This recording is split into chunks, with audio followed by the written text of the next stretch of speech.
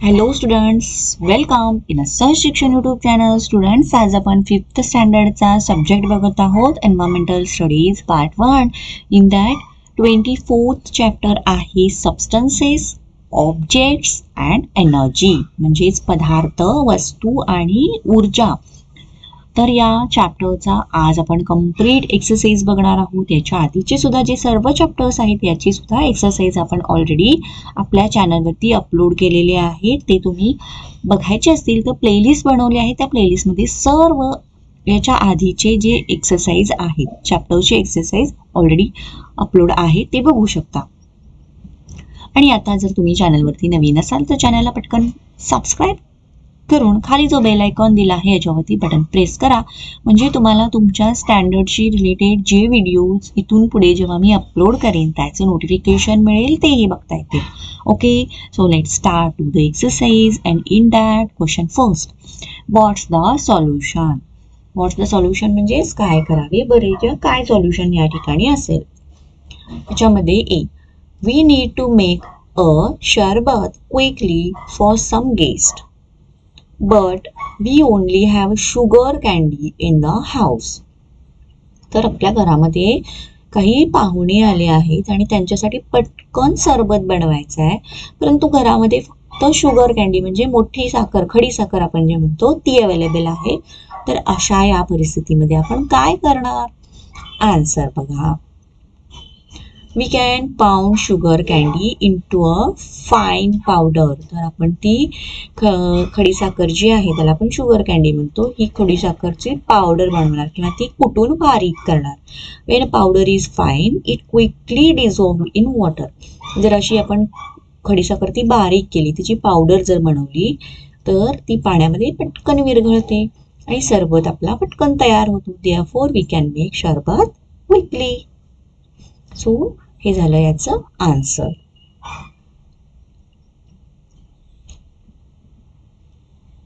B, we need to rub salt on a corn cob, but only salt crystals are available. तर इथे सुद्धा काय situation दिली आहे, तर मक्याचे जे कणीस असतं या कणसावरती आपल्याला मीठ रब करायचं आहे किंवा लावून ते खायचं आहे, परंतु आपल्याकडे फक्त मिठाचे मोठे जे खडे आहेत तसे अवेलेबल आहेत. तर त्या सिच्युएशनला आपण काय करणार? See answer. We can pound salt crystals. तर ते जे मिठाचे खडे आहेत मोठे मोठे ते आपण कुटून बारीक करणार, त्याची पावडर बनवणार. Either we can use mortar pestles or we can also crush the crystals of salt in a grinder. तर ते मीठ मी मिक्सरमधून बारीक करणार, त्याची पावडर तयार करणार. Such a powdered salt can be easily applied on a corn cob. आणि अशी ही बारीक केलेले मीठ जे असतं हे कणिसावरती लावायला सोपं पडतं आणि ते व्यवस्थित लागलं जातं. ओके, तर दोन्हीही सिच्युएशनमध्ये काय करणार याचा आन्सर आपण अगदी व्यवस्थित बघितलं आहे. स्टुडंट्स, तुम्हाला जर व्हिडिओ आवडत असेल तर व्हिडिओला पटकन लाईक करा. चॅनलला तुम्ही अजूनही जर सबस्क्राईब केलं नसेल तर चॅनललाही सबस्क्राईब करून घ्या. बी क्वेश्चन आहे, यूज युअर ब्रेन पॉवर. नाव याच्यामध्ये काय क्वेश्चन आहे? A, why do tablets of camphor म्हणजेच कापूर, okay, camphor decrease in size day by day. तर कापराच्या ज्या वड्या असतात त्या दिवसेंदिवस त्याची साईज कमी का होत जाते? Let's see answer. Tablets of camphor are in a solid state.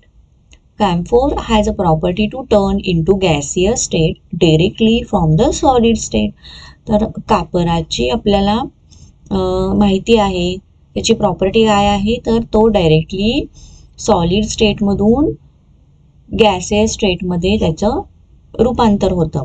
Therefore camphor decreases in size gradually. One can also notice the fragrance of camphor is it turns into vapor. तर त्याचा वास सुद्धा हा हवेमध्ये पसरतो. B, how do we save fuel by using public transport? Okay, public transport म्हणजे सार्वजनिक बस वगैरे ज्या असतात या यूज करून आपण इंधनाची बचत कशी करू शकतो. आता याच्यामध्ये इंधन म्हणजे आलं पेट्रोल, डिझेल, CNG. ओके, तर हे आपण कसं सेव्ह करू शकतो. Each automobile vehicle needs fuel either in form of petrol, diesel or CNG. प्रत्येक गाडी चालण्यासाठी त्याच्यामध्ये पेट्रोल डिझेल हे घालावंच लागतं, right. If all the people use a separate vehicle the amount of fuel consumed would be much more. तर प्रत्येकाने जर आपल्या गाड्या चालवायचं म्हटलं तर त्या प्रत्येक गाडीमध्ये त्या प्रमाणात पेट्रोल डिझेल हे घालावंच लागणार. If many people start using public transport, fuel consumption would be reduced. A single bus or a train can carry many people and thus it can save lots of fuel.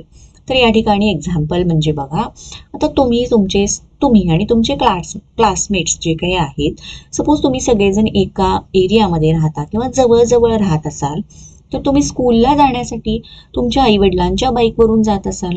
Okay, तर तुम्ही प्रत्येकजण तुमच्या बाईकवरून जर स्कूलला जात असाल तर तुमच्या प्रत्येकाच्या बाईकमध्ये त्या प्रमाणात तेवढं पेट्रोल डिझेल घालावं लागेल.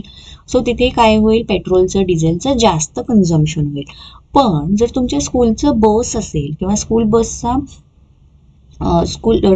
तशी जर फॅसिलिटी असेल तर तुम्ही सगळ्यांनी तुमच्या बाईक काढून तुमच्या गाड्यांवरून स्कूलला जाण्यापेक्षा जी स्कूल बस आहे त्या स्कूल बसमध्ये तुम्ही सगळे एकत्र बसून स्कूलला जात असाल तर अशा वेळेला काय होणार, फ्युएल कन्झम्पशन कमी होणार. कारण प्रत्येकाच्या गाड्यांमधलं जे डिझेल किंवा पेट्रोल कन्झ्युम होणार त्याच्यापेक्षा फक्त बसमधून जाण्याचा आणि येण्याच्यासाठी जे फ्युएल कन्झम्पशन होणार हे कमी होणार. सो असा पर्याय आपण निवडू शकतो.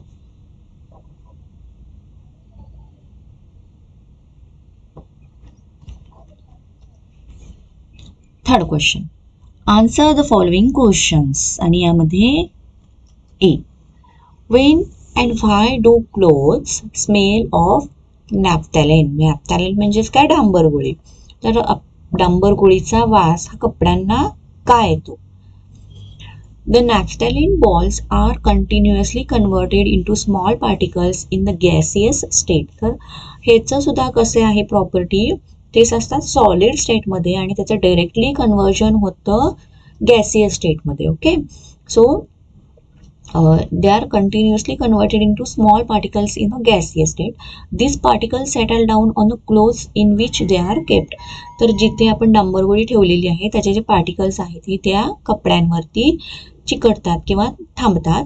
Therefore, if naphthalene balls are kept for a long time in the clothes, they smell naphthalene due to these particles.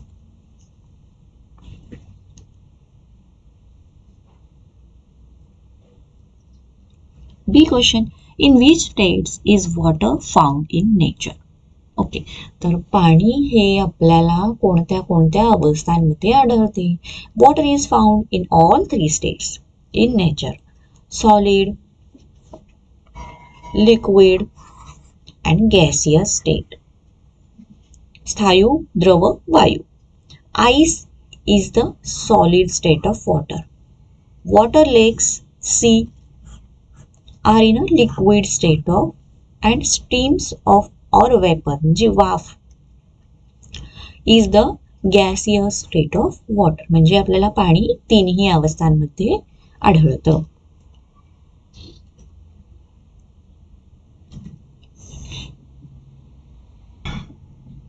C question,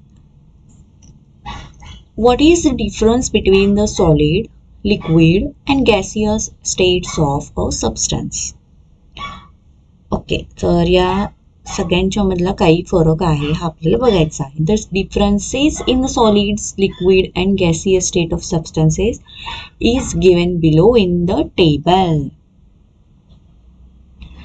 so solid state, liquid state and gaseous state याच्यामध्ये बघा, the solid have definite shape and volume. तर त्याला एक प्रकारचा असा shape असतो, आकारमान असतं. Liquid state, liquid have no definite shape, it takes the shape of container. तर ज्यामध्ये जे ते लिक्विड ओतलं असेल त्याचा ते आकार घेतं. The gases do not have definite shape or volume. Second बघा, the particles in solid are packed very close to each other as shown in below. तर त्याच्यामधले जे कण असतात सॉलिड स्टेटमध्ये त्या पदार्थामधले जे कण असतात हे असे एकमेकाच्या खूप जवळ जवळ असतात. The distance between particles in the liquid is greater as compared to solid but less when compared to gases as shown below. तर लिक्विड स्टेटमध्ये जे पदार्थ असतात त्याच्यामधले जे कण आहेत हे कणांचं रूप त्याचे जे ते कणांचे जे असतात हे असे थोडेसे एकमेकापासून लांब असतात. Now, the distance between the particles is maximum in gases as shown in below. तर जे पदार्थ गॅसियस स्टेट म्हणजे वायू रूपामध्ये असतात त्यांच्यामध्ये जे कण असतात हे कण असे थोडे लांब लांब असतात. ओके, सो इथे या डायग्राम थ्रू आपल्याला दिसतं. Third difference, the particles is in solid can not move away from each other. The particles can vibrate in their mean position and the particles can move away from each other.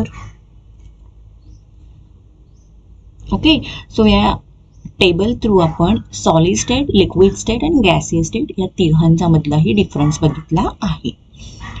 Next, what is main by energy, म्हणजेच ऊर्जा म्हणजे काय विचारलेलं आहे. So answer खूप सोपा आहे. The capacity to do the work is called energy. तर आपले कार्य करण्याची जी क्षमता असते त्यालाच तर आपण ऊर्जा म्हणतो. स्टुडंट, याचबरोबर हा स्वाध्याय इथे संपलेला आहे.